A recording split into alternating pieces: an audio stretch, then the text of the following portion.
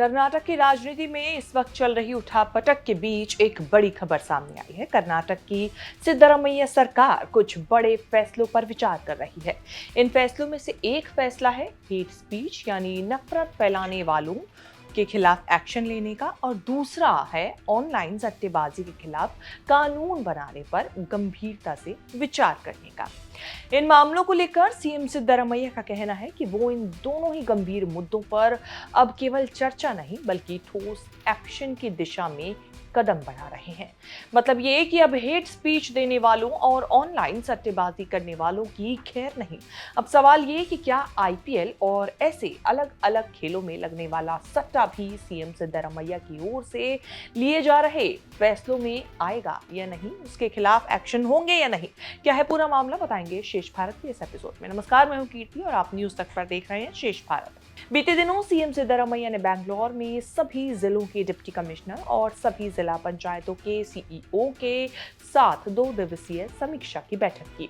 इस बैठक में कई मुद्दों को लेकर चर्चा हुई, मंथन हुआ और इस दौरान उन्होंने ये बड़ा फैसला सुनाया और कहा, नफरत फैलाने वाले भाषण देने वालों के खिलाफ कार्रवाई की जानी चाहिए, चाहे वे कितने भी प्रभावशाली क्यों ना हो। उनके खिलाफ आपराधिक मामले दर्ज किए जाने चाहिए।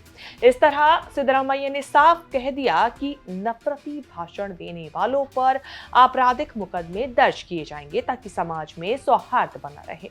सिद्धरामैया का यह बयान तटीय जिले दक्षिण कन्नड़ में हाल ही में हुई सांप्रदायिक हिंसा के मामले के बाद सामने आया है।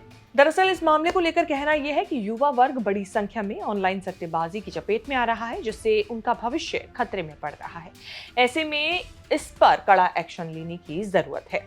ऑनलाइन सट्टेबाजी के बारे में सिद्धरामैया ने कहा कि कानून मंत्री एच के पाटिल और आईटी-बीटी मंत्री प्रियांक खरगे इस मामले में बातचीत कर रहे हैं, पूरी इसको लेकर चर्चा कर रहे हैं, और अगर मान लीजिए चर्चा के बाद उन्होंने जो सुझाव दिए उसके आधार पर कार्रवाई भी की जा सकती है।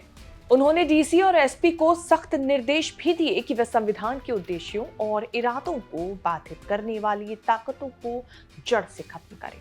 सिद्धरामैया के साथ इस प्रेस कॉन्फ्रेंस के दौरान deputy CM DK Shivakumar के साथ रहे। सिद्धरामैया का साफ मानना है कि इस खतरे को बिना किसी दबाव के रोका जाना चाहिए। उन्होंने ये भी कहा कि माइक्रो फाइनेंस संस्थानों यानी कि एमएफआई द्वारा उधार कर्ताओं को उत्पीड़न से बचाने के उद्देश्य से बनाए गए कानून का उल्लंघन करने वालों के खिलाफ भी सख्त एक्शन लेने के काम किए जाएंगे। दरअसल सिद्धरामैया का कहना है कि युवा वर्ग क्रिकेट सट्टेबाजी का शिकार हो रहा है और जिलों में जुआ जैसी गतिविधियों पर सख्ती से नियंत्रण ऐसे में किया जाना चाहिए।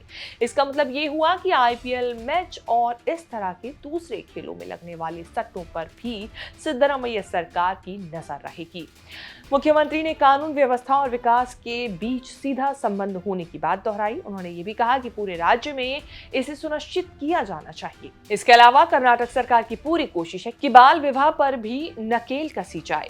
साल 2024-25 में कर्नाटक में करीब 700 बाल विवाह हुए। ऐसे में सरकार ने ये सुनिश्चित करने के लिए निर्देश दिए कि किसी भी कीमत पर बाल विवाह को रोका जाए। साथ ही बाल गर्भावस्था के मामलों को भी रोकने को लेकर सरकार अलर्ट मोड पर आ गई है। सीएम सिद्धरामैया ने अधिकारियों को साफ निर्देश दिए हैं कि वे राज्य में शिशु मृत्यु दर और मातृ मृत्यु दर को कम करने के लिए काम करें। इस रिपोर्ट में इतना ही। उम्मीद है ये रिपोर्ट आपको पसंद आई होगी। इसे लेकर आपकी क्या राय है, हमें कमेंट करके अपनी राय जरूर बताएं। इस तरह की खबरें आगे भी देखने के लिए बने रहें न्यूज तक के साथ।